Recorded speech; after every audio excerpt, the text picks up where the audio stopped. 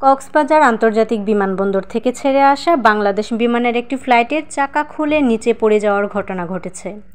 বিমানটিতে শিশুসহ মোট ৭১ জন যাত্রী রয়েছে বলে জানা গেছে।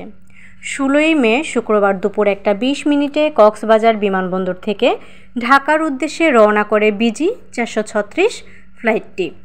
উড্ডয়নের পরপরই পাইলট ঢাকার এয়ার ট্রাফিক কন্ট্রোলকে জানান তিনি জরুরি অবতরণ করতে চাচ্ছেন।